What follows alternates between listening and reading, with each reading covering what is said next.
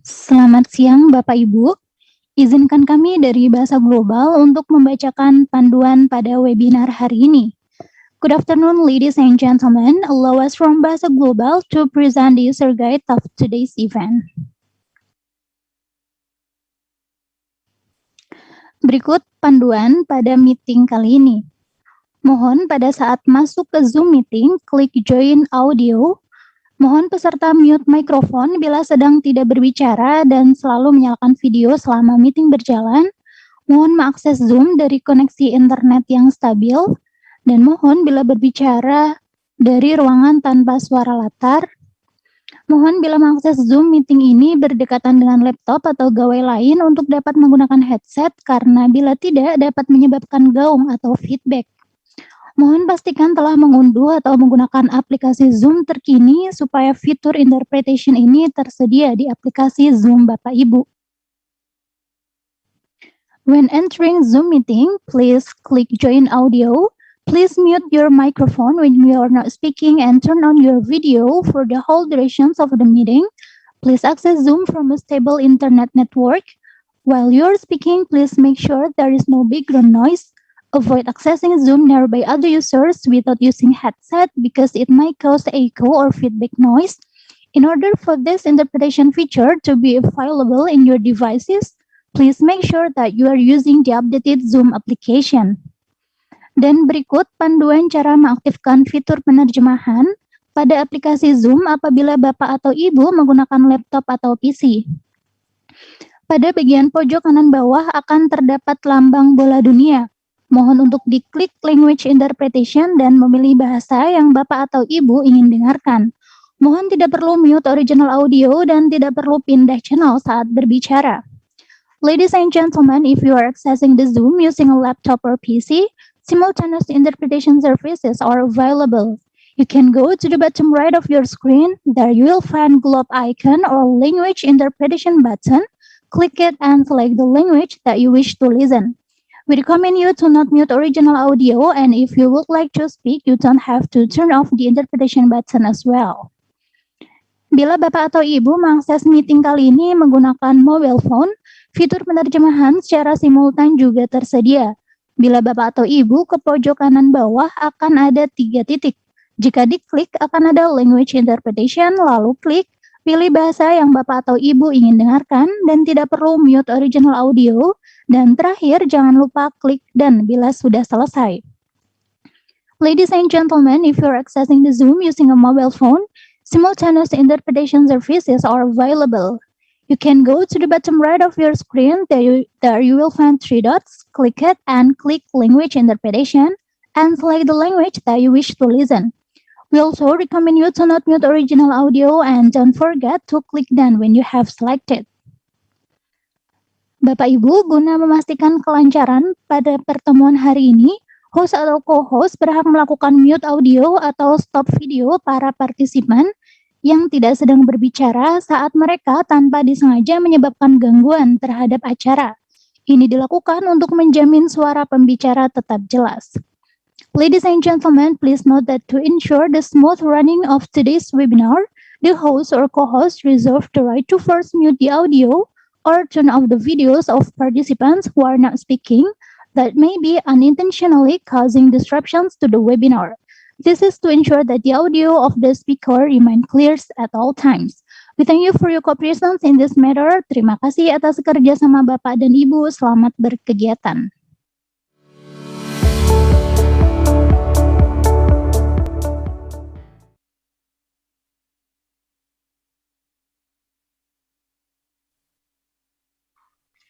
Baik, selamat siang seluruh peserta dan hadirin yang sudah hadir bersama kami dalam Zoom meeting maupun yang menyaksikan secara streaming melalui kanal YouTube UNDP SPOE. Kami ucapkan sekali lagi selamat datang dalam acara peluncuran hasil studi akselerasi pembangunan kelapa sawit berkelanjutan melalui kebijakan responsif gender. Dan senang sekali saya Yuliana Vanataba yang akan memandu jalannya acara dari awal hingga akhirnya nanti. Kemudian acara ini dilengkapi dengan fitur penerjemah secara stimulan yang tersedia pada icon bola dunia. Nanti Anda bisa memilih bahasa mana yang ingin didengarkan, ada bahasa Inggris maupun bahasa Indonesia. Kemudian di akhir nanti akan ada juga question and answer. Anda bisa memberikan pertanyaan yang akan dijawab langsung oleh narasumber-narasumber yang luar biasa. Dan kita tahu bersama bahwa tujuan dari acara ini adalah untuk memaparkan hasil studi akselerasi pembangunan kelapa sawit berkelanjutan melalui kebijakan responsif gender. Kemudian ini juga bertujuan untuk mengidentifikasi peluang tindak lanjut dari hasil studi tersebut. Dan untuk lebih jelasnya, langsung saja kita dengarkan pemaparan dari Pak Dedi Junaidi selaku Direktur Pengelolaan dan Pemasaran Hasil Perkebunan Ditjen Perkebunan Kementerian Pertanian yang juga adalah Ketua Sekretariat Tim Pelaksana RAN KSB. Kepada Bapak, saya persilahkan.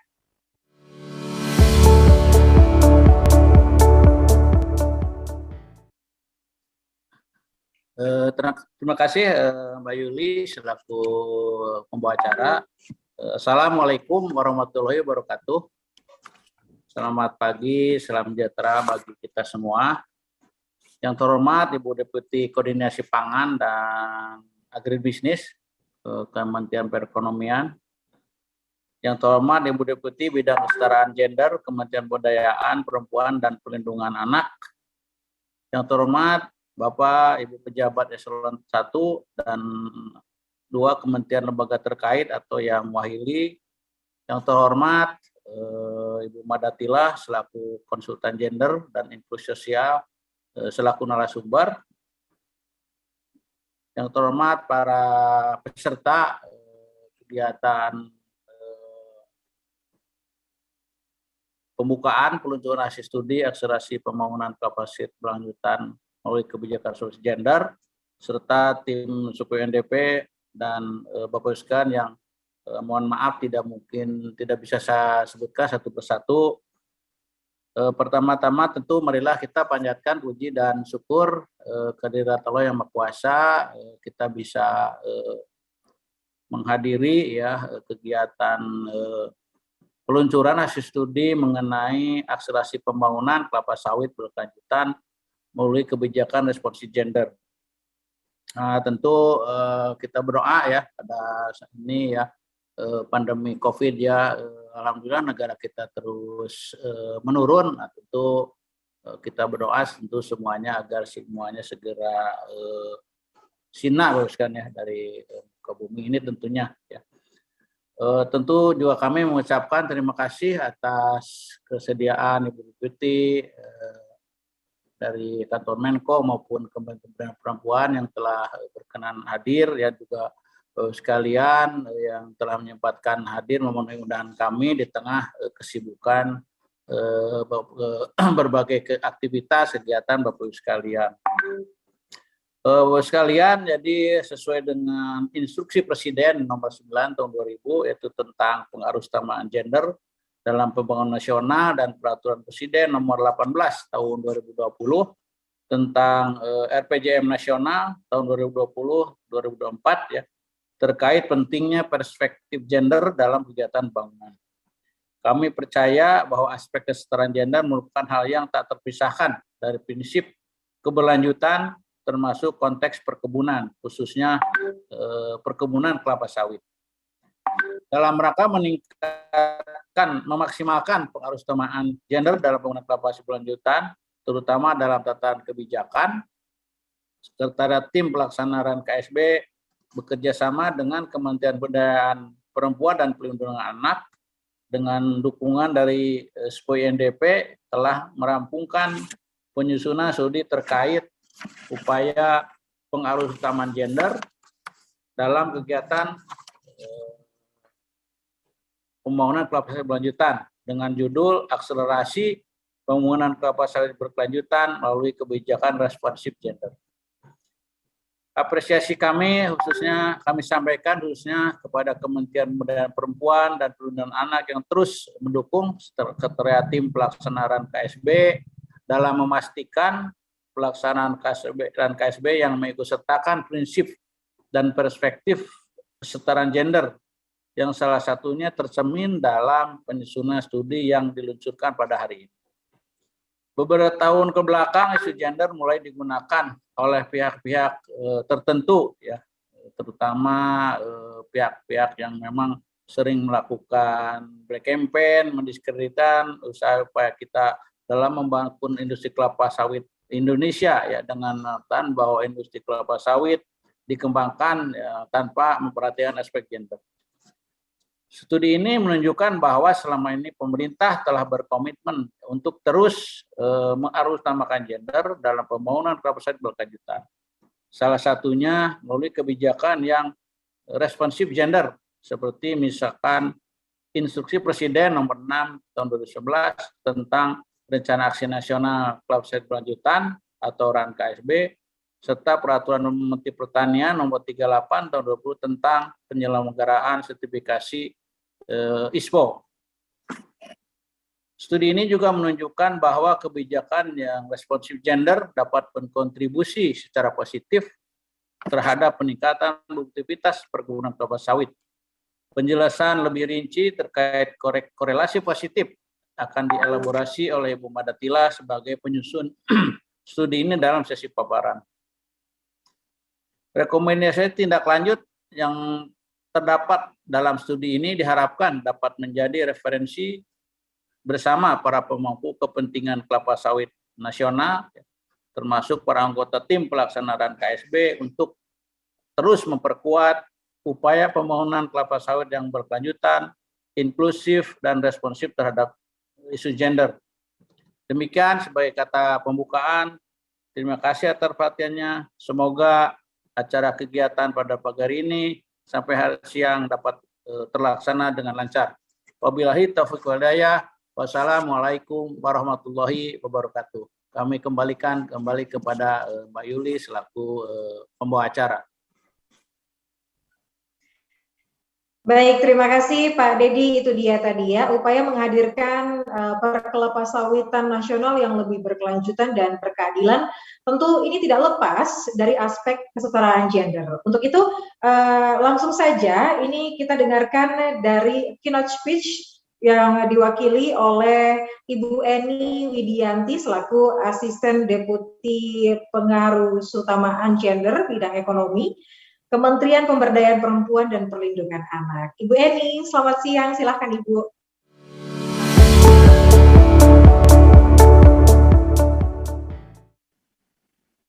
Selamat siang Mbak Yuli. Assalamualaikum warahmatullahi wabarakatuh. Om Swastiastu, Namo Buddhaya, salam kebajikan, salam sehat untuk kita semua. Yang kami hormati, tadi sudah memberikan sambutan Bapak Direktur Pengolahan dan Pemasaran Hasil Perkebunan Kementerian Pertanian, Bapak Dedi Junaidi.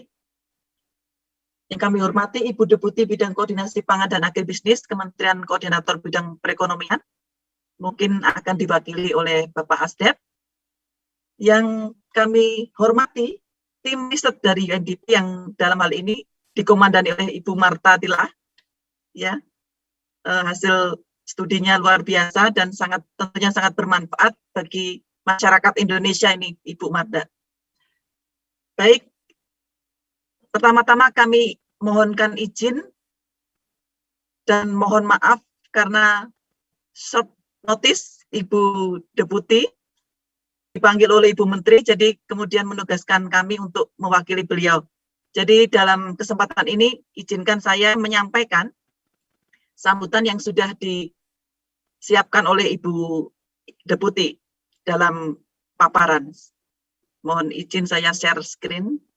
Baik. Izin ini masih atas nama Ibu Deputi, jadi Ibu Leni L.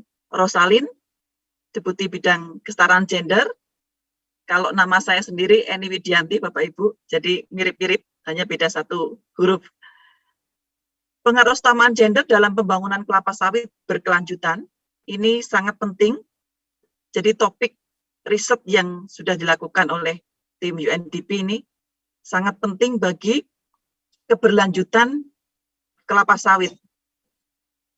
Bapak Ibu sekalian, kami ingin mengingatkan kembali bahwa hampir setengah dari penduduk Indonesia itu perempuan. Di sini terlihat 49,42% perempuan, di mana 53,6% perempuan berada di usia produktif. Jika melihat angkanya, 84,4 juta ini anak-anak, kemudian jumlah keluarganya 91,2 juta keluarga. Bapak Ibu sekalian, komitmen pemenuhan hak-hak dasar perempuan ini sudah terlihat di sini bahwa komitmen secara internasional maupun secara nasional sudah tertuang di dalam peraturan-peraturan di mana kalau di Indonesia Konstitusi UUD 45 itu pun sudah komit dalam perlindungan dan pemenuhan hak yang setara bagi seluruh rakyat Indonesia, termasuk perempuan dan anak yang diamanatkan di dalam UUD 45 ini. Kemudian komitmen internasional sudah tertuang di dalam CEDAW, Convention on Elimination of Discrimination Against Women, ya, yang sudah diratifikasi sejak tahun 1984, dan juga Beijing Platform for Action tahun 95. Ada Impres nomor 9 yang tadi juga disampaikan oleh Bapak Direktur, nomor 9 tahun 2020 tentang pengarusutamaan gender, SDGs, kemudian di RPJMN dari RPJMN 1 sampai dengan 4, semuanya mencantumkan tentang pengarusutamaan gender. Di sini, Bapak Ibu sekalian, mungkin ada yang bertanya-tanya, judulnya tadi gender ya, tetapi kemudian kok bicaranya tentang perempuan gitu ya. Data-data selanjutnya akan saya tunjukkan mengapa kesenjangan masih terjadi antar gender. Jadi gender laki-laki maupun perempuan, kita melihat kesenjangannya. Dan kita melihat siapa yang tertinggal adalah perempuan, di mana pemerintah harus berpihak kepada yang tertinggal. Jadi keperpihakan inilah yang kemudian tertuang di dalam strategi, kebijakan, program yang kita jalankan. Ini di slide ini, saya hanya ingin menunjukkan secara sekilas tentang CEDAW yang tadi saya tunjukkan. Ini menunjukkan komitmen secara internasional. Selanjutnya Beijing Platform for Action. Kemudian ada SDGs, khususnya di tujuan 5. Dan di sini saya highlight juga untuk tujuan yang nomor 12. Yaitu menjamin pola produksi dan konsumsi yang berkelanjutan. Dua tujuan ini yang kami pandang sebagai target SDGs yang terkait dengan pembangunan kelapa sawit berkelanjutan melalui kebijakan yang responsif gender. Ini juga menunjukkan, tadi sudah saya sampaikan, dari RPJM 1 sampai dengan 4. Meningkatkan kesetaraan gender ini tercantum sampai dengan saat ini. Dan sayangnya, data-data selanjutnya ini akan saya sampaikan bahwa belum terwujud, jadi masih ada kesetaraan belum terwujud, jadi masih ada kesenjangan. Ada 4 pengarus utamaan di dalam RPJMN 4. Di antaranya, jadi satu di antara 4 ini adalah pengarus utamaan gender. Jadi ini merupakan komitmen dari kita semua dan harus menjadi arah dari seluruh kebijakan dan program di seluruh kementerian, di seluruh pemerintah daerah maupun seluruh masyarakat Indonesia. Jadi ini menjadi kebijakan nasional. Nah, slide selanjutnya akan saya tampilkan secara singkat, secara cepat, untuk menunjukkan, jadi tadi kita bicara gender, tapi kok bicaranya perempuan terus gitu ya. Nah, di sini menunjukkan masih banyak kesenjangan gender, baik di nasional maupun di daerah. Dan sebenarnya juga masih di internasional pun masih terjadi kesenjangan gender.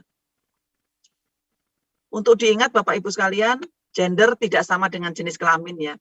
Kalau jenis kelamin ini terkait dengan aspek biologis, di mana ini tidak bisa dipertukarkan, sifatnya universal di mana-mana sama.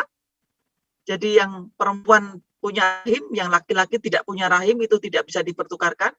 Sementara gender adalah peran, fungsi, dan tanggung jawab yang dilekatkan kepada perempuan dan dilekatkan kepada laki-laki, dan ini bisa berubah dan berbeda-beda di semua tempat.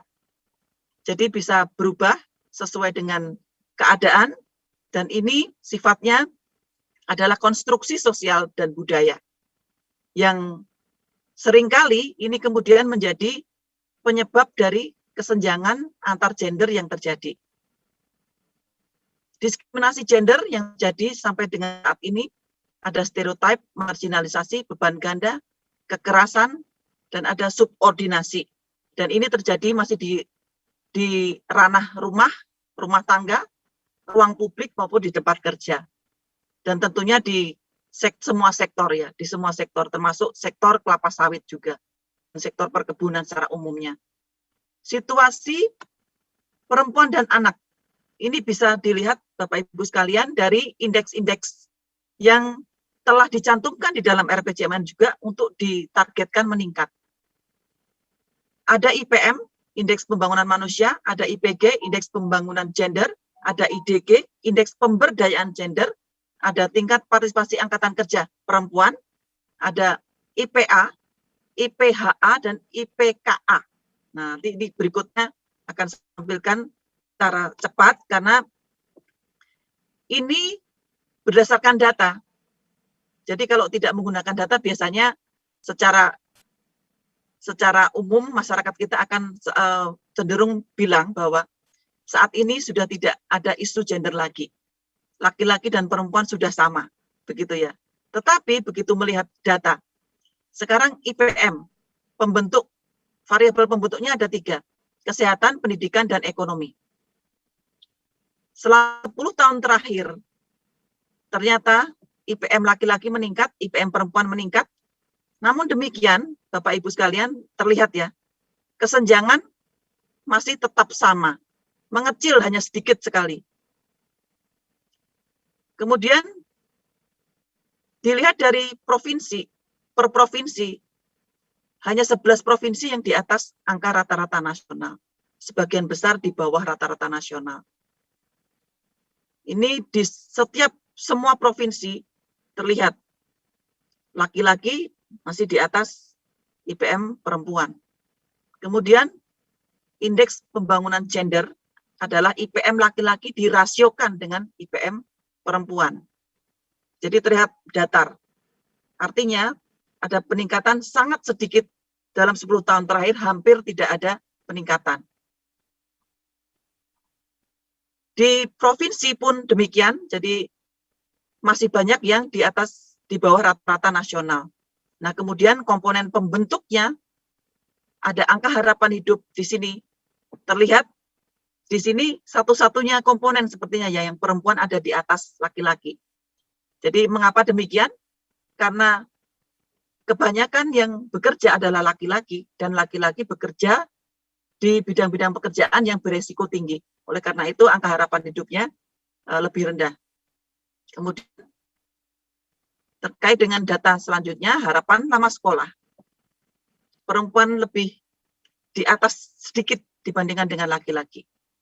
Rata-rata lama sekolah, laki-laki lebih tinggi dibandingkan dengan perempuan sedikit. Kemudian pengeluaran per kapita atau komponen ekonomi, ini ternyata yang menyumbangkan kesenjangan yang paling besar. Terlihat ya, sumbangan pendapatan laki-laki, pengeluaran per kapita laki-laki 15,4 juta per tahun, sementara perempuan 9 juta per tahun. Kesenjangannya di seluruh provinsi terlihat laki-laki sangat jauh di atas dibandingkan dengan perempuan. Kemudian kita masuk IDG, Indeks Pemberdayaan Gender. Angka pembentuknya adalah angka partisipasi perempuan di parlemen, perempuan sebagai tenaga profesional, dan sumbangan pendapatan perempuan. Di sini terlihat ada ekonomi, tetapi kemudian fokus atau komponen yang dominan adalah posisi perempuan di dalam pengambilan keputusan. Terlihat IDG menunjukkan peningkatan dan ini disumbang oleh keterwakilan perempuan di parlemen. Jadi di sisi ekonomi belum menyumbangkan penurunan kesenjangan tersebut. IDG menurut provinsi ini juga masih terlihat yang di atas angka rata-rata nasional sangat kecil. Partisipasi perempuan di parlemen rata-rata nasional 21,09. Masih sangat rendah. Tenaga profesional, perempuan sebagai tenaga profesional masih sangat rendah juga, 48,76. Kemudian sumbangan pendapatan perempuan tadi ya, yang sudah saya sebutkan, rata-rata baru 37,26. Sangat kecil. Kemudian kita melihat tingkat partisipasi angkatan kerja, ini yang hijau perempuan, yang biru laki-laki. Di semua provinsi, perempuan tertinggal. Jadi secara rata-rata nasional, TPAK perempuan baru mencapai 53%, sementara laki-laki 82%. Artinya kesenjangannya adalah 30%. Ini juga data TPAK, Bapak Ibu sekalian, dan pekerjaan, status pekerjaan utama. Kita terlihat di sini, banyak di mana perempuan porsinya adalah di pekerjaan keluarga atau pekerja keluarga, jadi tidak dibayar. Sementara kalau laki-laki hanya 28%, perempuan 71,66%. Selanjutnya, jenis pekerjaan, ini saya highlight saja. Di sini perempuan sebagai tenaga usaha, pertanian, perkebunan, peternakan, perikanan, kehutanan, ada sekitar 36,38%. Dan mayoritas perempuan ada di tenaga usaha, penjualan ya, tenaga usaha jasa. Ini porsinya besar, berarti ada potensi untuk mengoptimalkan perempuan yang berkontribusi di sektor pertanian, perkebunan. Selanjutnya, ini posisi manajerial tadi sudah saya sampaikan, dan perempuan bekerja di informal lebih besar dibandingkan dengan laki-laki.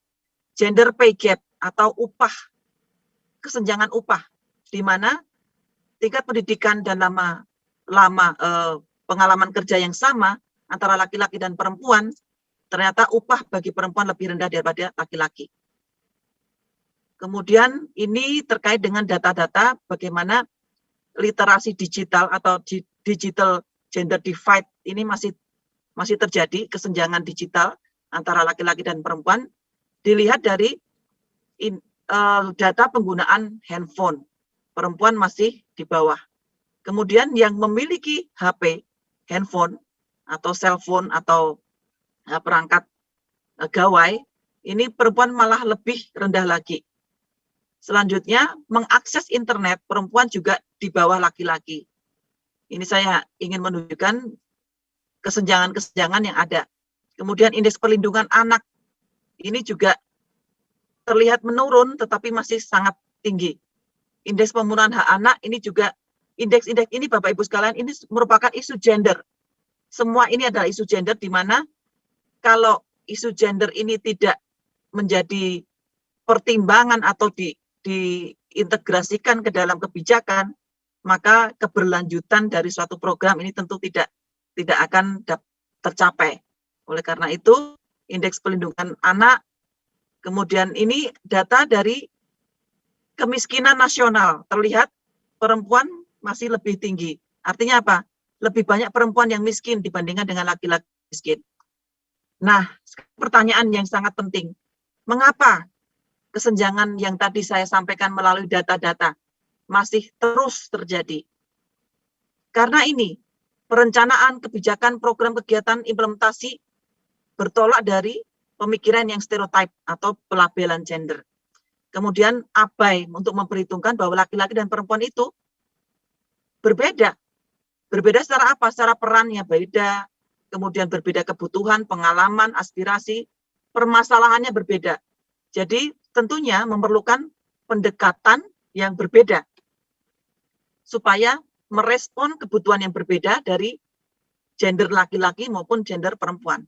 Kemudian sering abai memperhitungkan bahwa perbedaan peran tersebut kemudian mempengaruhi keduanya, memperoleh akses, partisipasi, kontrol, dan manfaatnya itu berbeda. Dengan satu kata atau kata singkat bahwa regulasi yang ada ini masih netral gender. Dan ada bahkan yang regulasi yang diskriminatif. Jadi ada ratusan perda saat ini ya, yang digolongkan diskriminatif gender. Tentunya untuk perempuan, jadi diskriminasi terhadap perempuan. Kemudian ini 5 arahan Presiden kami. Jadi pertama di sektor ekonomi, jadi bagaimana memberdayakan perempuan di dalam kewirausahaan, dan untuk isu-isu berikutnya adalah untuk anak, keluarga. Ini merupakan isu gender yang kemudian harus diperhatikan oleh kita semua. Dari pemberdayaan perempuan, kami memahami atau kami meyakini ini yang kemudian akan bisa mengatasi permasalahan-permasalahan pekerjaan anak, perkawinan anak, kekerasan terhadap perempuan, kekerasan terhadap anak, dan permasalahan-permasalahan isu gender yang lain. Kemudian di sini pengaruh utamaan gender, Bapak Ibu sekalian, ini tentunya Bapak Ibu sudah tahu, prinsipnya adalah untuk mencapai kesetaraan dan keadilan gender. Jadi melalui kebijakan yang responsif gender yang tadi sesuai dengan merespon kebutuhan yang berbeda, dan itu meliputi seluruh proses perencanaan sampai dengan evaluasi di seluruh program dan di seluruh sektor pembangunan, tentunya termasuk juga kelapa sawit berkelanjutan ini. Kemudian kesenjangan gender dapat dilihat dari akses, partisipasi, kontrol, dan manfaat. Nah, di sini saya ingin meng-highlight, melihat peluang dan tidak lanjut dari rekomendasi studi akselerasi pembangunan kelapa sawit berkelanjutan melalui kebijakan responsif gender. Yang pertama, izinkan saya menyampaikan, jadi penyediaan data terpilah dan analisa gender dari hulu ke hilir terhadap sektor kelapa sawit ini sangat penting, yaitu dengan penyediaan data terpilah pekebun perempuan, pekebun laki-laki, dan peran serta kedudukannya di dalam kelapa sawit berkelanjutan, ya, perkebunan kelapa sawit. Kemudian menganalisis ini berdasarkan apakah akses, partisipasi, kontrol, dan manfaat pada pembangunan kelapa sawit bagi pekebun perempuan dan laki-laki ini sudah setara. Jadi memperoleh akses yang sama, partisipasi yang sama, kontrol, dan manfaat yang sama. Dan kemudian kalau kita melihat ada kesenjangan, tentunya ini juga perlu keberpihakan kepada siapa yang tertinggal. Tentunya di sini data menunjukkan tadi bahwa perempuan yang tertinggal. Kemudian pemetaan dan analisis potensi pemberdayaan ekonomi perempuan dan pelaku usaha perkebunan. Selanjutnya studi analisis Indonesia Sustainable Palm Oil dari perspektif kesetaraan gender. Ini juga kami usulkan. Kemudian memasukkan aspek kesetaraan gender pada kegiatan di RAN perkebunan kelapa sawit berkelanjutan. Pada kegiatan nomor 11 pada RAN KSB, ada percepatan pembentukan dan penguatan kelembagaan pekebun perempuan. Ini kami mengharap ada pelibatan perempuan dalam struktur kelembagaan pekebun yang tidak terbatas hanya pada peran-peran khas gender dan sering dilekatkan pada perempuan. Jadi peran tradisional. Jadi ini yang perlu kita highlight. Kemudian mengadakan kegiatan peningkatan kapasitas kepemimpinan bagi pekebun perempuan, melibatkan perempuan dalam kegiatan musyawarah desa. Kemudian mungkin bisa ditindaklanjuti, Kemen PPA berkomitmen untuk mengawal ini melalui MOU dan atau PKS, ya, dengan Ibu Deputi. Ini kemudian yang terakhir kami usulkan bimbingan teknis PUG PPRG kepada OPD terkait, ya. Ini yang bisa kami lakukan untuk mendukung program ini. Oh, ini ada satu lagi, baik. Pemberian insentif bagi pelaku usaha kelapa sawit yang menerapkan kesetaraan gender. Ini kami sangat setuju.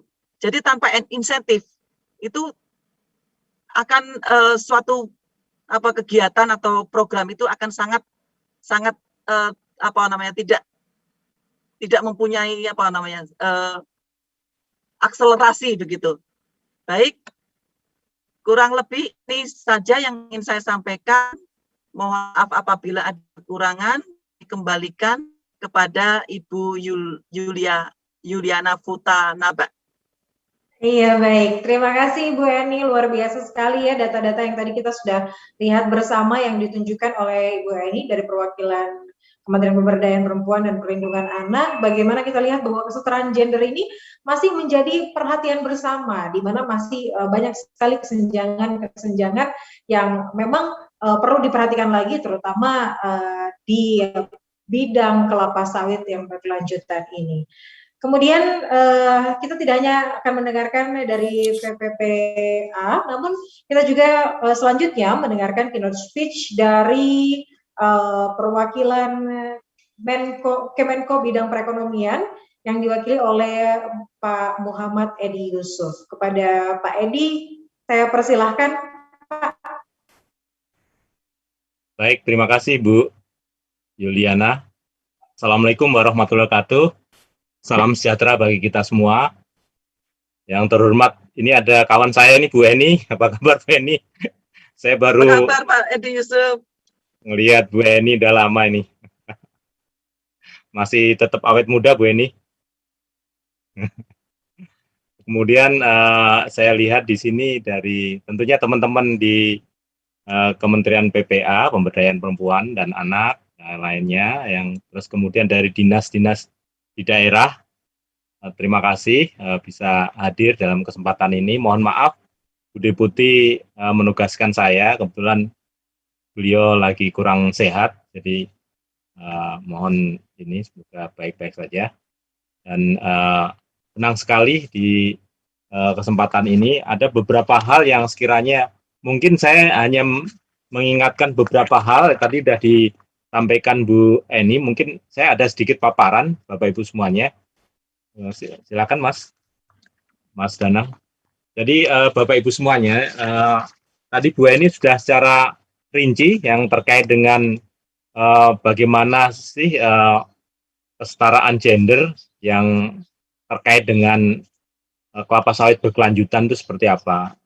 Saya senang sekali ada beberapa kali memang pelaksanaan diskusi maupun FGD yang terkait dengan pembangunan kelapa sawit berkelanjutan yang sangat responsif gender, dan ini sudah mulai mengkerucut. Tadi sudah dikasih gambar secara umum. Next Mas. Jadi Bapak Ibu semuanya, mungkin saya meng-highlight kembali dan mengingatkan bagaimana peran dari kelapa sawit yang sangat luar biasa dalam perekonomian nasional kita. Bagaimana kita ketahui kelapa sawit ini menciptakan lapangan kerja yang sangat besar, ada sekitar 16,2 juta, baik tenaga kerja langsung maupun tidak langsung.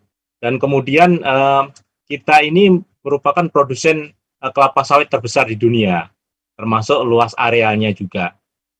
Ini kita juga sekarang ini mungkin Bapak Ibu semuanya sudah mengetahui bahwa kita juga leading di dalam organisasi internasional yang kita sebut CPOPC, Council of Palm Oil Producing Countries, di mana kantornya ada di Jakarta. Ini merupakan salah satu wujud dari kepedulian kita terhadap pengembangan kelapa sawit di internasional arena. Jadi bersama dengan Malaysia kita mendirikan CPOPC, dan sekarang organisasi internasional itu sudah berhasil mengundang 4 negara lain supaya menjadi anggota CPOPC. Ini dalam proses untuk sebagai anggota penuh, yaitu Papua Nugini, kemudian ada Honduras, Kolombia, dan satu lagi ada di Ghana. Jadi mudah-mudahan ini segera bisa masuk menjadi anggota CPOPC, sehingga kelapa sawit kita makin kuat dan kita punya bargaining position di international market. Dan kita juga mengundang negara-negara lain, termasuk Thailand, juga kita mohonkan supaya bisa menjadi anggota CPOPC ini. Kemudian Bapak Ibu semuanya, terkait dengan kelapa sawit juga kontribusi ini merupakan salah satu juga atau yang tertinggi ekspor non migas di antara komoditas, di antara produk-produk lain ekspor lainnya, kita yang tertinggi. Dan ini memberikan kontribusi Bapak Ibu semuanya terhadap total PDB kita sekitar 3,5%. Jadi kalau PDB kita sekitar 15.000 triliun, maka 3,5%-nya merupakan kontribusi dari kelapa sawit. Kemudian kita juga sudah ada program untuk B30 sebagai salah satu pencipta dan pengurang dari impor solar. Jadi kalau tahun yang lalu kita bisa menghemat impor solar sehingga devisa kita bisa kita jaga sekitar 38 triliun, maka tahun ini kita harapkan kita bisa menghemat devisa sekitar 52 triliun sebagai bagian dari program B30 ini. Ini yang sangat penting bagi kita untuk pertama tentunya menjaga agar harga kelapa sawit itu bisa stabil, di samping itu juga untuk membantu atau mengurangi devisa negara. Berikutnya,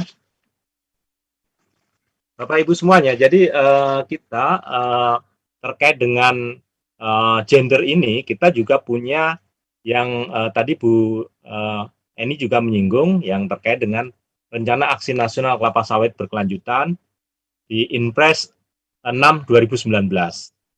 Sebagaimana kita ketahui bahwa Inpres 6 2019 ini merupakan semacam roadmap untuk bagaimana menjadikan kelapa sawit itu sustainable. Dan ini merupakan acuan bagi stakeholder terkait, termasuk tadi kita kalau bicara mengenai gender.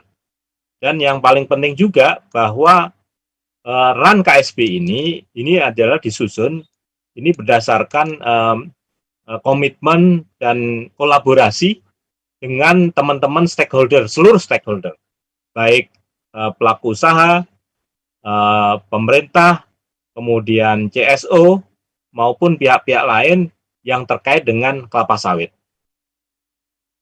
Bapak Ibu semuanya, jadi kalau kita lihat dari RUN KSB ini dengan berbagai program yang ada, itu kita berharap keinginan kita untuk kelapa sawit berkelanjutan ini bisa terwujud. Berikutnya, kalau kita lihat di dalam RUN KSB ini sendiri, ada 5 komponen yang menggarisbawahi di sini. Yang pertama adalah terkait dengan penguatan data, koordinasi, dan infrastruktur. Ini merupakan komponen yang pertama.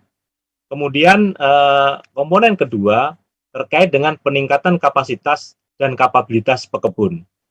Lalu komponen yang ketiga terkait dengan pengelolaan dan pemantauan lingkungan. Kemudian komponen yang keempat adalah tata kelola dan penanganan sengketa. Dan yang terakhir terkait dengan percepatan pelaksanaan sertifikasi ISPO dan keberterimaan di international market. Ini merupakan salah satu wujud dari bagaimana pemerintah untuk bisa membawa kelapa sawit kita dapat diterima di international market. Ini khususnya yang ada di komponen 5. Kalau kita bicara mengenai SDGs di dalam masing-masing komponen itu, sebagaimana kita ketahui bahwa SDGs sebanyak 17 itu semuanya sudah masuk di dalam SDGs beberapa komponen dalam komponen RUN KSB itu semuanya ada masuk di dalam item-item di SDGs. Misalnya kalau kita terkait dengan komponen 1, penguatan data, koordinasi dan infrastruktur. Di situ komponennya yang masuk yang terkait dengan SDGs adalah di SDGs nomor 9, 15, 16, dan 17. Yang terkait dengan komponen nomor 9 yaitu terkait dengan industri, inovasi, dan infrastruktur. Kemudian terkait dengan SDGs nomor 15 yang masuk di dalam komponen RUN KSB yang pertama adalah yang terkait dengan life on land atau ekosistem di daratan. Kemudian juga ada di SDGs nomor 16 yang terkait dengan Peace, Justice, and Strong Institution. Dan yang terakhir terkait dengan kemitraan. Khusus terkait dengan kesetaraan gender, ini ada di dalam komponen RAN KSB di komponen yang kedua, yaitu peningkatan kapasitas dan kapabilitas pekebun. Dan juga di komponen yang keempat, tata kelola dan penanganan sengketa. Jadi Bapak Ibu semuanya, kalau kita bicara mengenai SDGs dan sebagaimana pembahasan awal pembentukan Inpres 6 2019 ini juga memperhatikan kebijakan atau katakanlah komponen-komponen juga di dalam SDGs-nya ini. Berikutnya, next Mas.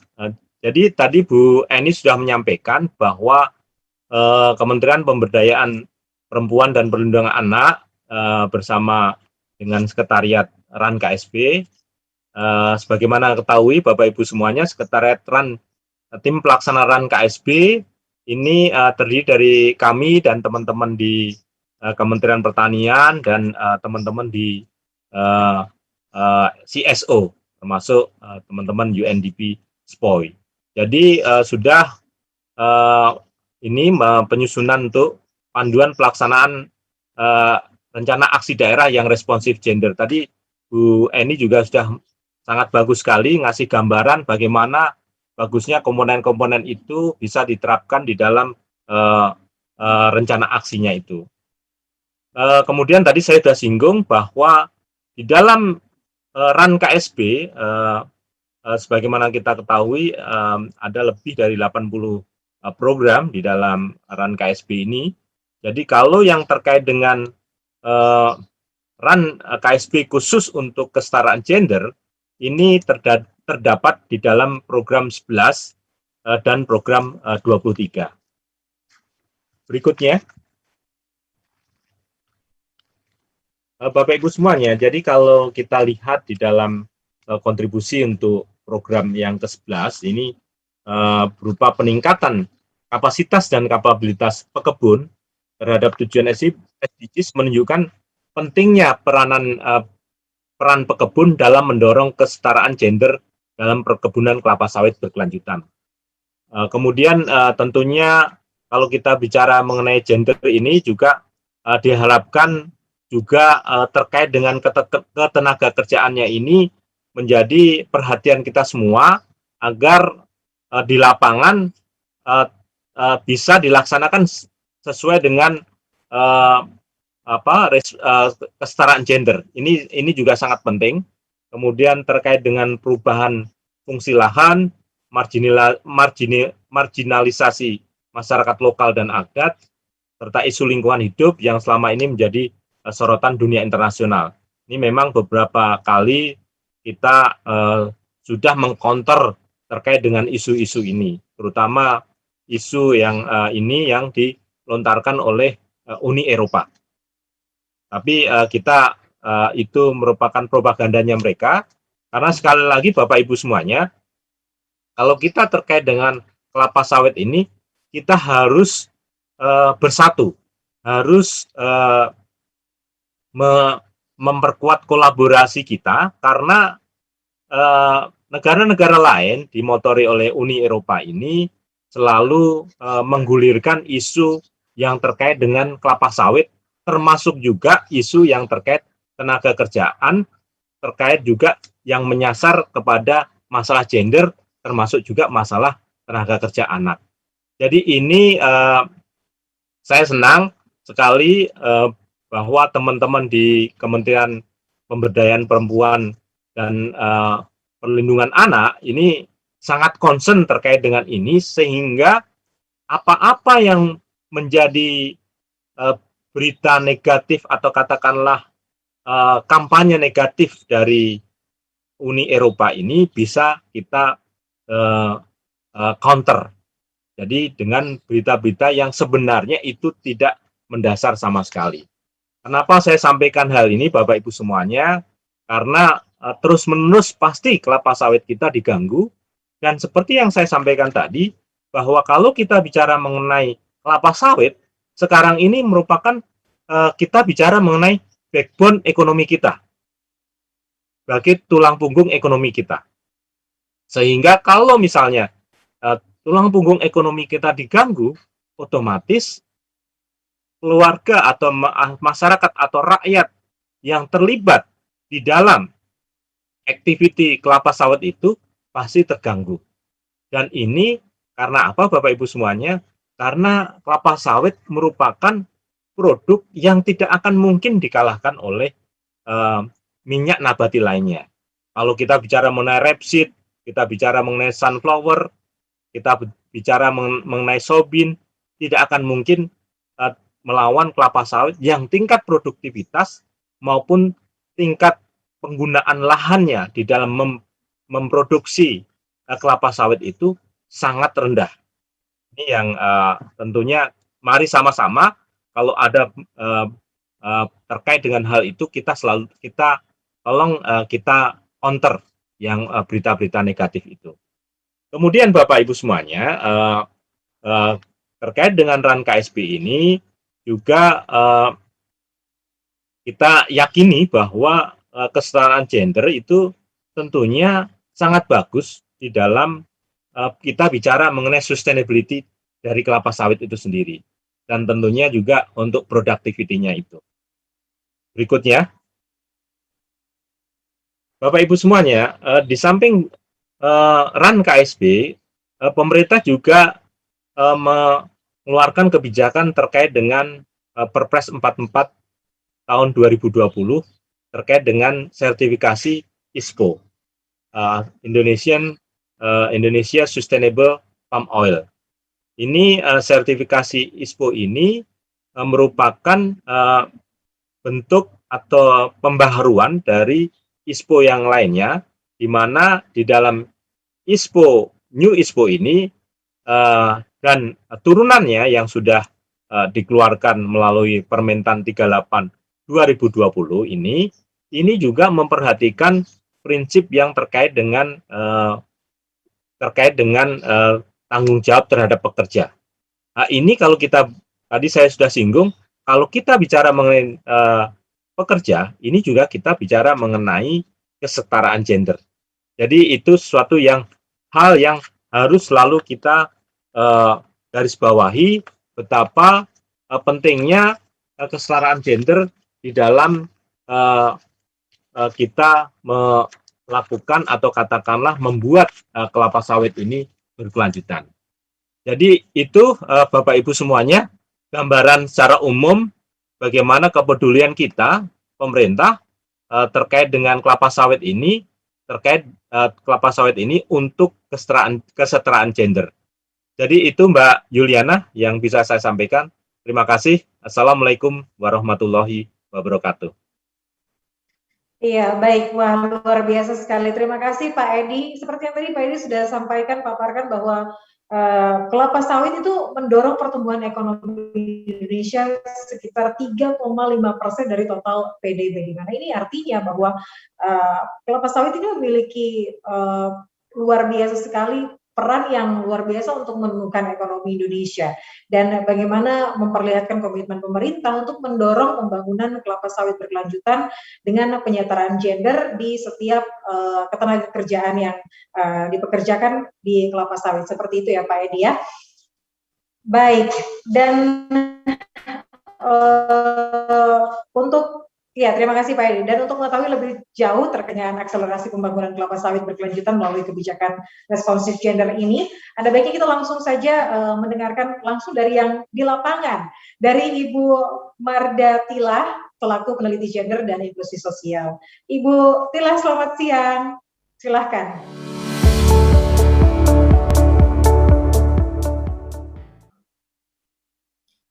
Selamat siang Mbak Yuliana, terima kasih banyak sudah mengantarkan diskusi.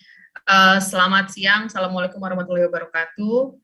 Selamat siang kepada Pak Edi Yusuf, mewakili Ibu Musdalifah, Deputi Bidang Koordinasi Pangan dan Agribisnis, Menko Perekonomian. Selamat siang juga kepada Ibu Eni Widayanti, mewakili Bu Leni Rosalin ya Bu, Deputi Bidang Kesetaraan Gender, Kementerian Pemberdayaan Perempuan dan Perlindungan Anak. Selamat siang juga kepada Pak Dedi, Direktur Pengolahan dan Pemasaran Hasil Perkebunan Kementerian Pertanian, juga selaku Ketua Sekretariat Tim Pelaksanaan KSB. Juga para hadirin, Ibu Bapak, saya lihat ada dari pemerintah daerah, dari kementerian, perwakilan kementerian, juga ada beberapa dari masyarakat sipil yang bergabung di siang hari ini. Terima kasih sudah bergabung dan berminat untuk, saya yakin kehadiran Bapak Ibu semua di sini karena ingin melihat bagaimana sektor kelapa sawit kita terus membangun diri untuk semakin baik, semakin berkeadilan, semakin juga berkontribusi kepada memikirkan isu-isu kelestarian lingkungan. Siang ini saya akan mempresentasikan hasil dari kajian terhadap kebijakan yang terkait dengan upaya mendorong terwujudnya kelapa sawit berkelanjutan dengan menggunakan perspektif gender. Kajian ini diinisiasi oleh tim pelaksana RAN KSB untuk memperkecil ketimpangan gender dalam rangka mewujudkan sektor kelapa sawit yang memberi manfaat yang merata. Saya akan share screen sekaligus memulai presentasi saya. Bisa terlihat?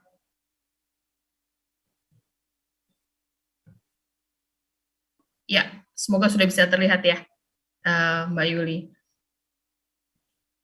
Ya, terlihat. Oke. Ya. Jadi kebijakan yang penelitian ini dilakukan selama 3 bulan, mulai bulan Juni sampai September kemarin, dan ada sekitar 15 kebijakan yang, ada beberapa kebijakan yang kita lihat lebih mendalam, ada beberapa yang terkait dengan isu-isu sektor kelapa sawit yang kita lihat juga. Saya nanti akan menjelaskan spesifik beberapa kebijakan tersebut. Sebentar, mungkin kita mulai dari ini. Jadi beberapa kebijakan yang disampaikan, dikaji adalah Perpres nomor 18 tahun 2020 tentang RPJM Nasional 2024, kemudian Impres nomor 6 tahun 2019 tentang Rencana Aksi Nasional Kebijakan Kelapa Sawit Berkelanjutan, juga ada Perpres nomor 44 tentang Sistem Sertifikasi Perkebunan Kelapa Sawit, Permentan nomor 38 tahun 2020 tentang sertifikasi ISPO, juga ada PP ya yang terbaru pasca Undang-Undang Cipta Kerja nomor 35 tahun 2021 tentang PKWT, alih daya, waktu istirahat, penghentian hubungan kerja, serta ada 2 peraturan di tingkat daerah yang dikaji, yaitu Perda Pelalawan nomor 1 tahun 2018 tentang tanggung jawab sosial lingkungan, juga peraturan bupatinya nomor 69 tahun 2019 tentang kemitraan usaha perkebunan kelapa sawit di Kabupaten Pelalawan.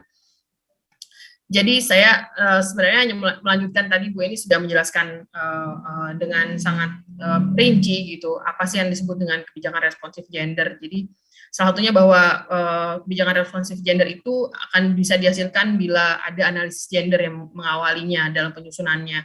Karena memang disadari ada kesenjangan yang dipengaruhi berbagai faktor seperti pendidikan, status sosial, status ekonomi, status pernikahan pun, baik mungkin janda atau belum menikah, bahkan itu juga berpengaruh pada situasi gender seseorang antara perempuan dan laki-laki dalam hal akses, partisipasi, kontrol, dan penerimaan manfaat. Jadi selain tadi saya sebutkan beberapa kebijakan yang dikaji, ada sebenarnya 5 kebijakan yang merupakan upaya pemerintah dalam upaya mendorong kesetaraan gender, terwujudnya kesetaraan gender. Tadi Bu Eni juga sudah menyebutkan ada Undang-Undang Nomor 7 Tahun 84 tentang pengesahan Konvensi CEDAW ya, Konvensi mengenai penghapusan segala bentuk diskriminasi terhadap wanita. Kemudian ada Impres nomor 9 tahun 2000 tentang pengarusamaan gender, Perpres nomor 18 tahun 2020 tentang RPJM nasional yang tadi saya juga sudah sebutkan. Kemudian ada Permen PPPA nomor 5 tahun 2015 tentang penyediaan sarana kerja yang responsif gender dan peduli anak di tempat kerja, dan Permen PPPA nomor 1 tahun 2020 tentang penyediaan rumah perlindungan pekerja perempuan di tempat kerja. Nah, 5 kebijakan ini adalah kebijakan, bisa dikatakan kebijakan yang responsif gender secara struktur pun. Tapi dari 5 ini belum masuk sebenarnya dalam konsideran beberapa kebijakan yang terkait dengan kelapa sawit berkelanjutan, meskipun kemudian beberapa semangat atau upaya implisit maupun eksplisit dari kebijakan kelapa sawit sebenarnya mendorong ke arah kesetaraan gender.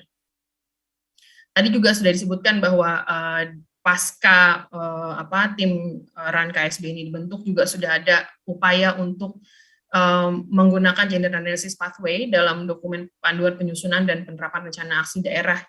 Jadi turunan dari RAN-nya, kemudian di daerah dibuatlah ada panduan bagaimana cara menggunakan gender analysis pathway supaya rencana aksi daerah yang dilaksanakan oleh tim di daerah itu memang berkorelasi dengan situasi berbasis gender yang ditemukan.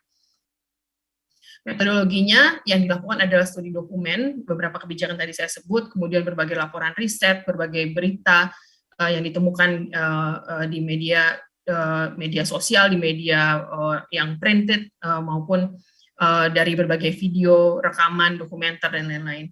Lalu kemudian dilakukan juga tadi Pak Edi menyebutkan wawancara sangat melibatkan para pihak, ada wawancara khusus untuk pada beberapa pihak dan kemudian ada juga diskusi kelompok terpimpin melibatkan stakeholders dari pemerintah pusat, pemerintah daerah, sektor swasta dan organisasi masyarakat sipil. Alat analisis yang digunakan dalam studi ini adalah analisis pendekatan relasi sosial oleh Naila Kabir, juga kerangka analisis kebijakan feminis oleh McPhail, dan gender analysis pathway sendiri yang menjadi salah satu alat analisis utama di Kemen PPA. Nah, dari studi dokumen tersebut ada hal-hal topik mengemuka juga dipadukan dengan hasil wawancara, hasil FGD yang berasosiasi dengan isu-isu kesetaraan gender dalam sektor kelapa sawit. Saya bagi menjadi 2 hal, satu di tingkat kebijakan dan implementasinya, yang satu lagi di tingkat apa. Di tingkat kebijakan dan implementasi, yang pertama sudah ada pengakuan dan respon terhadap kebutuhan perempuan dan kelompok marginal lain pada beberapa bagian kebijakan, namun belum secara menyeluruh, belum tersistemasi dan belum eksplisit.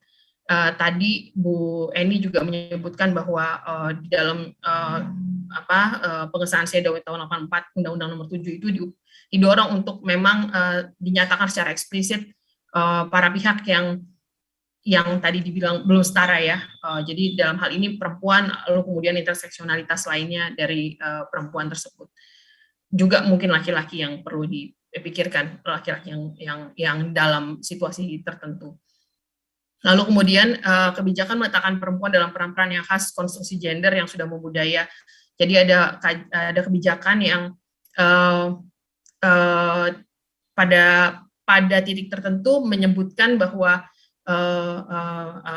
usaha dilakukan dengan pendekatan ekonomi rumah tangga. Dalam konteks, padahal sebelumnya tidak sama sekali menyebutkan, jadi hanya single aja ya, pekebun misalnya, atau salah satu contohnya istilah kata pekebun tersebut gitu, tanpa menyebutkan gendernya. Nah, tapi nanti di titik tertentu disebutkan bahwa pengelolaan usaha tersebut dilakukan dengan pendekatan ekonomi rumah tangga. Di sini terasa bahwa perempuan kemudian jadi masuk tiba-tiba gitu ya, karena pengelolaan ekonomi rumah tangga tersebut yang sebelumnya tidak ada. Nah, satu hal bahwa perempuan jadi masuk walaupun secara implisit, tapi kemudian tetap diletakkan, kalau tadi Bu Eni juga menyebut, dalam peran-peran yang khas konstruksi gender perempuan gitu, bahwa perempuan itu jago untuk mengelola keuangan, jadi kemudian jadi terlibat dalam upaya-upaya untuk pengelolaan ekonomi keluarga. Hal tersebut kemudian biasanya jadi membuat peran-peran perempuan di tempat yang lain jadi tidak terlalu terlihat, karena dianggap hanya akan bisa dan berfungsi dan jago gitu ya, mahir, fasih untuk di hal-hal yang terkait dengan pengelolaan keuangan, pencatatan gitu. Nah, tadi Bu Eni menyebutkan juga dalam pengambilan keputusan yang strategis biasanya jadi luput. Nah, tadi disebut juga bahwa netralitas tidak cukup untuk mendorong terjadinya inklusivitas, sehingga dibutuhkan afirmasi, misalnya dalam ketenagakerjaan atau terkait penguatan data. Dalam PP 35 tersebut, misalnya disebutkan bahwa kesepakatan upah itu dibicarakan antara perusahaan dengan pekerja. Nah, dalam situasi seperti ini, secara tekstual tidak diskriminatif memang, tapi secara di lapangan bisa jadi hal tersebut jadi tidak karena ada power relations atau hubungan posisi yang berbeda antara perusahaan dengan pekerja, yang kita tahu kemungkinan juga pekerja pendidikan rendah dan tidak juga mampu untuk bernegosiasi, itu jadi tidak terjadi negosiasi yang setara. Nah, atau terkait penguatan data nanti akan saya bahas selanjutnya. Lalu kemudian pengawasan juga perlu diperkuat, yang juga dilakukan oleh OPD terkait. Ini muncul juga dalam beberapa kali sesi focus group discussion. Misalnya dinas-dinas terkait pertanian belum terlalu fasih dan sangat menunggu sebenarnya intervensi atau keterlibatan dari dinas pemberdayaan perempuan untuk bisa sama-sama mengawal atau mengidentifikasi apa masalah berbasis gender yang ada di sana. Tapi tidak semua, tapi ada beberapa dinas pemberdayaan perempuan yang belum merasa bahwa masuk ke isu sawit itu menjadi sesuatu hal yang sangat berkorelasi dengan keberadaan dinas tersebut. Lalu kemudian di tingkat tapak terjadi perubahan kehidupan masyarakat yang disebabkan oleh konversi lahan ke perkebunan sawit tanpa ada persiapan atau pendampingan dalam menyikapi perubahan tersebut. Dan begitu juga pasca izin dalam permen, saya lupa ya, ada permen LHK bahwa kebun sawit yang sudah ada dalam kawasan hutan kemudian disahkan sampai 35 tahun, lalu kemudian persiapan untuk phasing out-nya itu nanti perlu juga dipikirkan supaya tidak kemudian jadi bolak-balik pada saat dijadikan kebun sawit tidak terdampingi, lalu kemudian pada saat kembali menjadi hutan, itu juga perlu ada pendampingan. Nah, ini yang tadi saya sebut juga, bahwa perempuan tidak secara eksplisit dianggap sebagai pekebun atau pekerja, sehingga dianggap hanya membantu dengan predikat istri pekebun. Ini banyak sekali ditemukan dalam studi kemarin, studi dokumen, sehingga dalam data kependudukan itu mereka tidak ada dalam ranah produksi, gitu, tidak tercatat, sehingga predikatnya sebagai ibu rumah tangga, bukan sebagai petani. Dan itu akan berkorelasi pada mungkin juga tadi Bu Eni sebut ya, angkatan kerja, pencatatan angkatan kerja, lalu kemudian pemberian program-program peningkatan kapasitas, karena biasanya mungkin yang dianggap sebagai petani hanya laki-lakinya saja, padahal perempuan juga terlibat.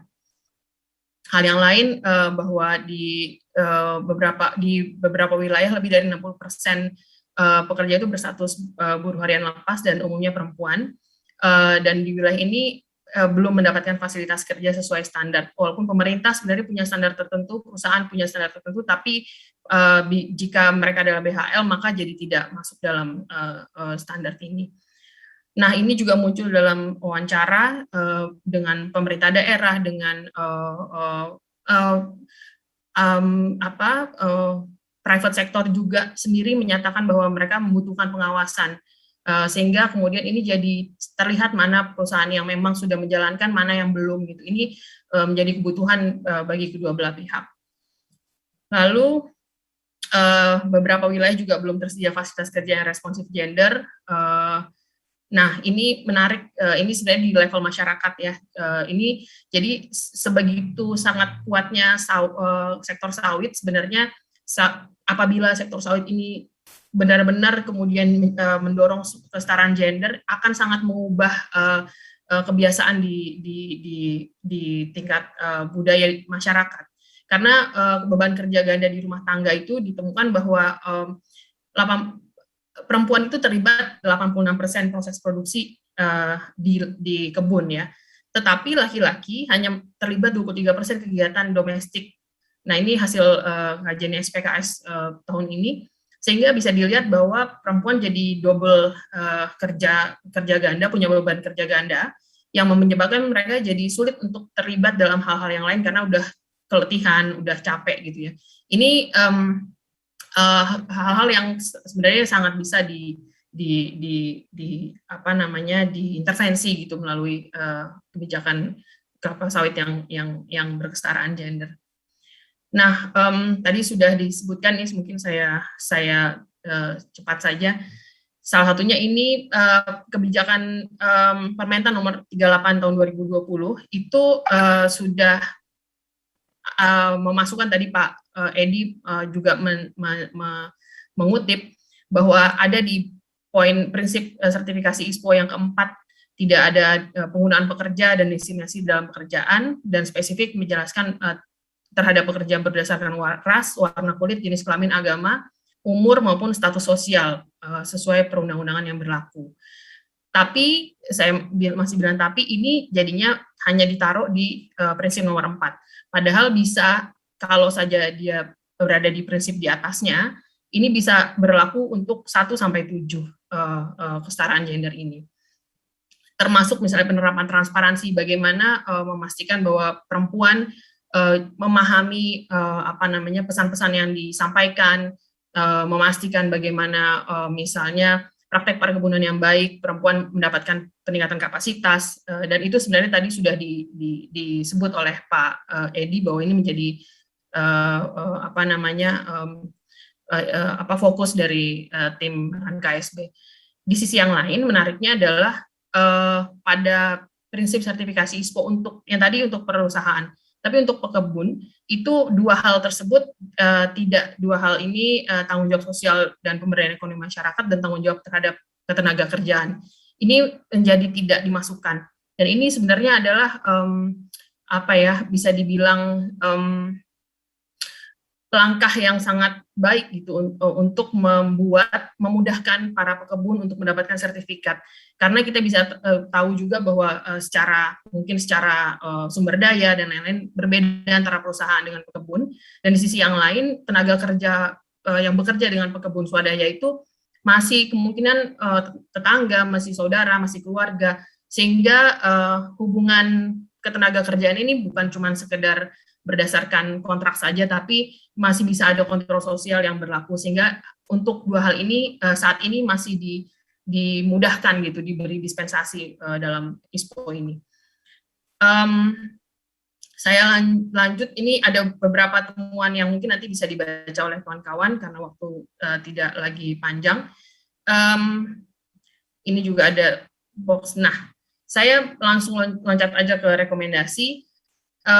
Jadi ada beberapa rekomendasi yang kami identifikasi jangka pendek hasil dari semua diskusi, semua studi dokumen tersebut, bahwa prinsip kesetaraan gender itu menjadi bagian dari pelaksanaan RAN KSB, salah satunya melalui MOU antara tim pelaksanaan RAN KSB dan Kemen PPA. Ini menjadi suatu hal yang penting.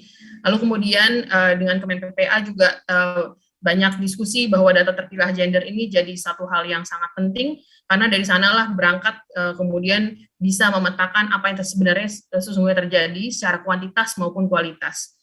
Lalu kemudian pencatatan nama pekebun swadaya atas nama laki-laki dan perempuan itu jadi sangat penting. Banyak kutipan yang saya buat sebenarnya di situ dalam sesi-sesi diskusi, itu disebut bahwa usaha kelapa sawit bagi pekebun itu adalah usaha keluarga. Jadi kalau hanya disebut yang laki-laki, itu tidak adil gitu. Nah, kemudian juga disebut juga bahwa perusahaan juga melihat bahwa apabila suami dipekerjakan, kemudian istri juga dipekerjakan secara formal, itu kemudian meningkatkan produktivitas, mereka sendiri jadi loyal, dan itu menjadi membuat mereka jadi berkelanjutan untuk bekerja dengan baik dan dengan produktif. Lalu kemudian rekomendasi lain adalah bahwa akan menarik apabila ada studi analisis ISPO dari perspektif kesetaraan gender. Yang ini mungkin kemudian bisa menjadi improvement ke depannya kriteria ISPO yang tadi juga salah satunya sudah saya sampaikan. Lalu peningkatan pemahaman kesetaraan gender para pengambil kebijakan di tingkat nasional dan daerah. Perlu dibuat juga panduan praktis untuk implementasi KSB yang responsif gender, karena banyak sekali narasumber yang menyatakan kami butuh panduan apa kira-kira checklist yang mudah untuk bisa minimal ini dulu gitu untuk membuat aktivitasnya menjadi responsif gender.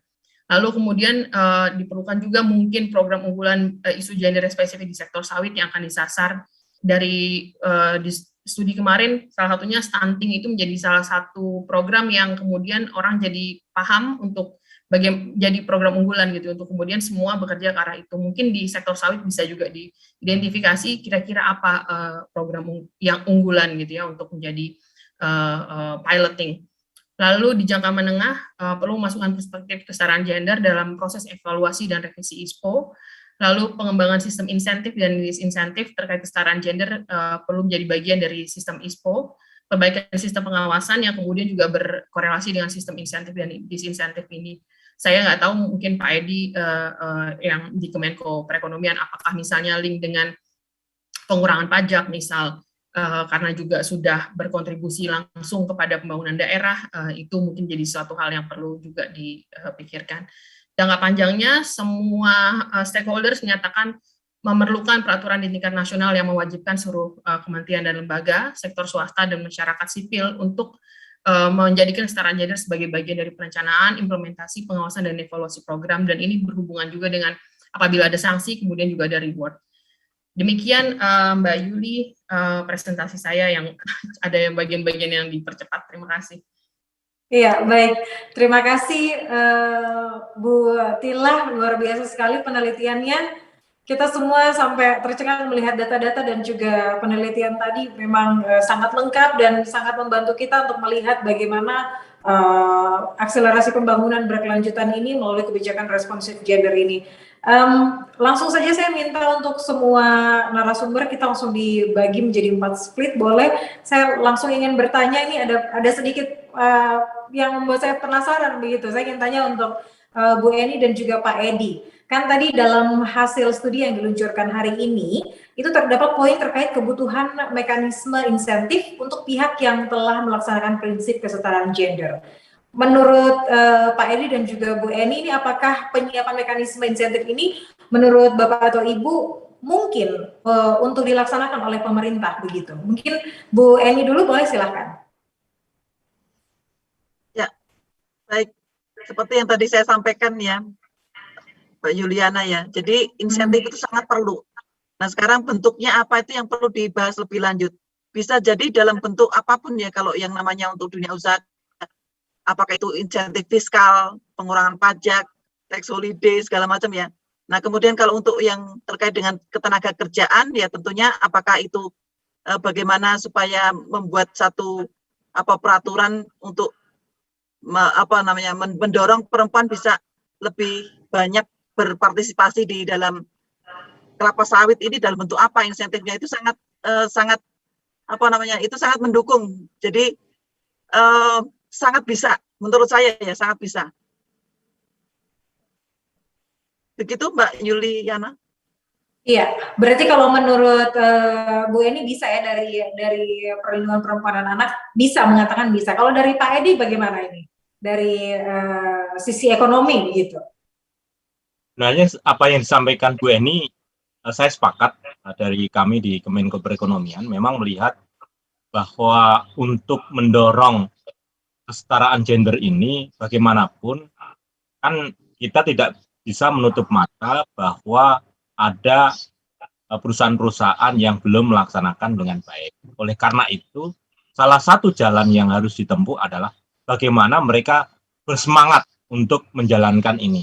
Salah satunya diantaranya adalah melalui insentif seperti ini. Insentif yang seperti tadi sampaikan Bu Eni bisa dalam bentuk insentif fiskal maupun non fiskal. Jadi kalau terkait dengan insentif fiskal bisa juga terkait dengan masalah perpajakannya. Kalau non fiskal bisa juga pemberian fasilitas atau katakanlah kalau misalnya perusahaan itu melaksanakan kesetaraan gender ini bisa juga misalnya kemudahan pemberian izin dan lain-lainnya. Banyak hal yang bisa dilakukan.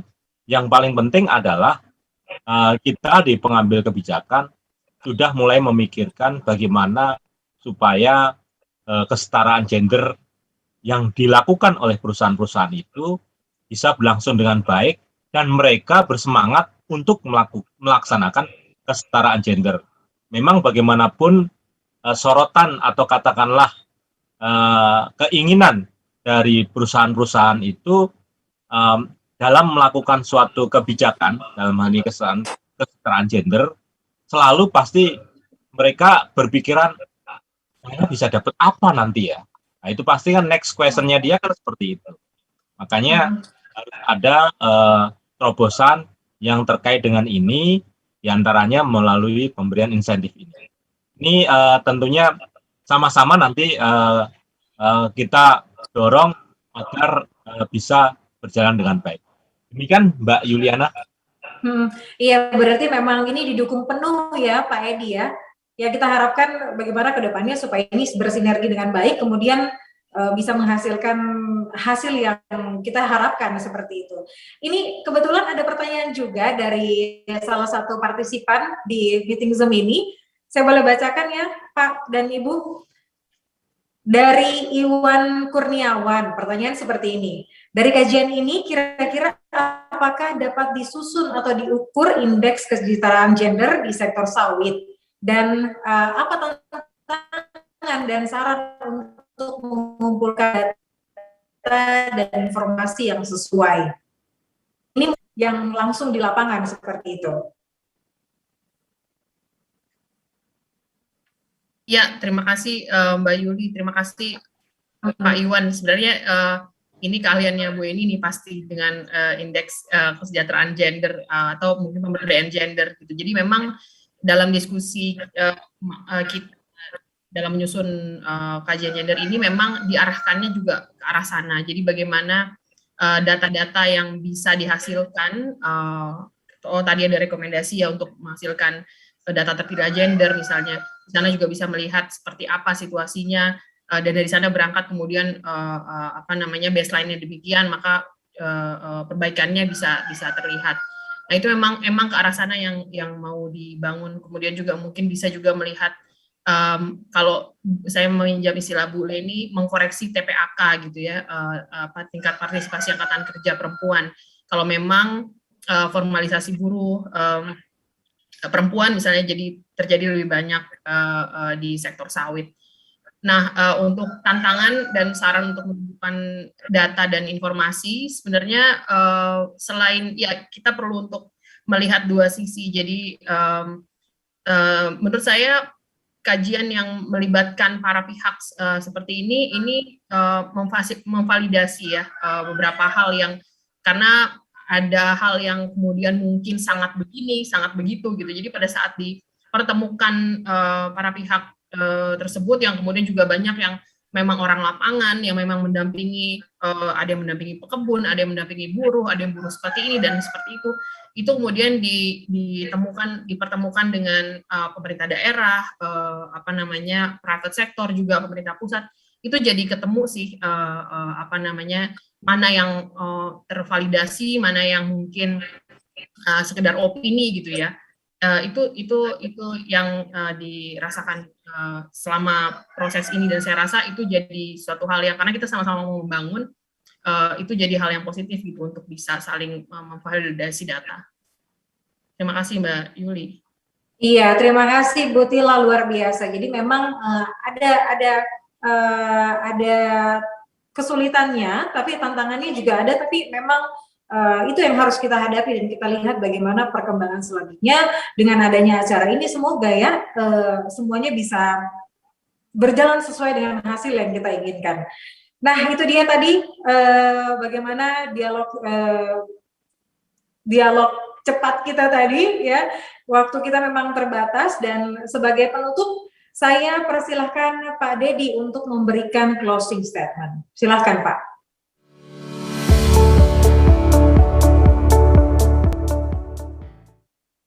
Terima kasih Mbak Yuli atas kesempatan diberikan.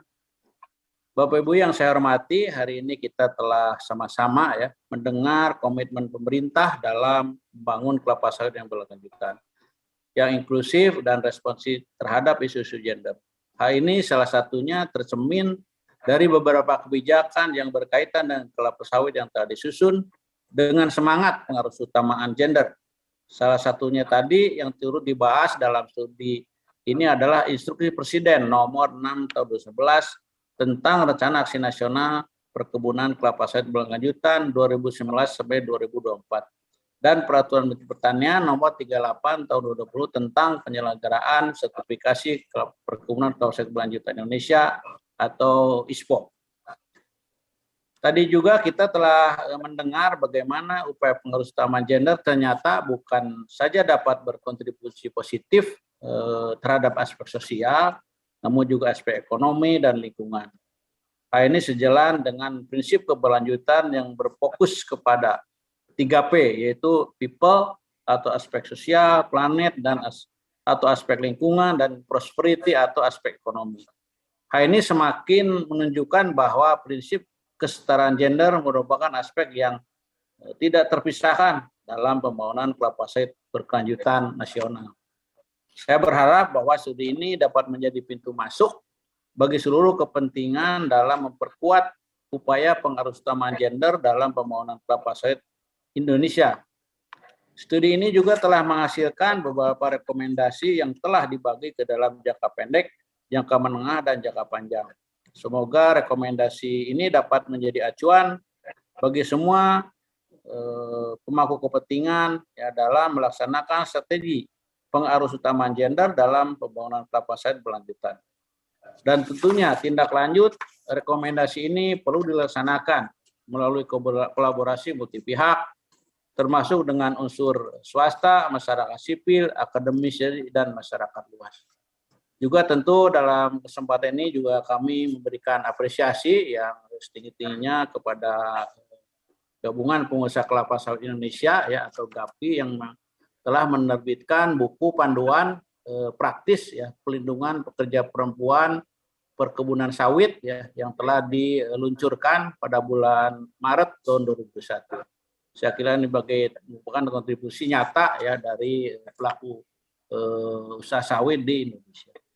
Selanjutnya, setelah mendengar berbagai paparan pada hari ini, saya berharap prinsip kesetaraan gender tidak lagi dilihat sebagai suatu aspek terpisah dari prinsip keberlanjutan, namun justru sebagai suatu kesatuan dan menjadi strategi percepatan untuk mencapai kelapa sawit yang lebih berkelanjutan. Apalagi selama ini beberapa komunitas internasional mulai menunjukkan tudingan miring atau black campaign ya, terhadap isu gender dalam pembangunan kelapa sawit Indonesia. Maka studi ini dapat menjadi bukti ya keseriusan dan komitmen pemerintah serta para pemangku kepentingan ya dalam pembangunan kelapa sawit berkelanjutan yang responsif gender dan menjadi jawaban bagi berbagai tuduhan miring atau black campaign tersebut.